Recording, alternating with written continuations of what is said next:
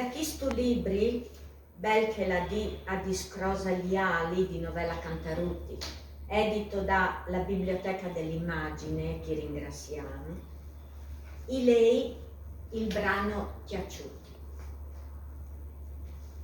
Sapevo li Chiacciuti, che es che li Clautani e gli Andreani avvennin avendi sunt un Chiarucci e un Gei, Salarins, Estei, Sedons, tanti robi quieti, blanchi, senza pretesa, tira di fuori dall'envia paluvier a son di pazienza. A mi par, oi vuoi, che qui che li fai, al vepi da essi bon, di che bontà trasegnada, che posvela dome la pora gente, che quei istrusia dome per una bocciada di polenta.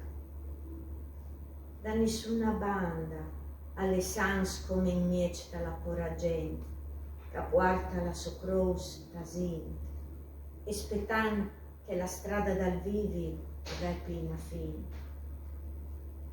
Hai tornata a occhi da chiesa la femmina dagli Chiacciuti. Non l'avevi in più dura dopo dalla guerra e sentì la sua voce, un pianda chiantarina. Io dalla cuggei dagli Chiacciuti all'estate come le ha un figlio col mondo di prima, undi che i tanti figli che la guerra aveva cenchiato. La Clautana a conta, robi Dio lassù, dopo la guerra ha mostrato tutta la sua grinta, ha dispueato, bruciato e lasciato dove i bras da lavorare. E io, i certa al gei, ma se don blancia, piccola. La Clautana conta, e con la voce che si discoloris via, a par che enchia la voa da spera alc, ai cloppi trenti, anin, e che ie avad indenant, dome parceca coventaggi. E hai accompagnati io la Clautana fin sul portone. Qui di fuori all'era il Chiarucci e una canala. Sta chi ai me fia,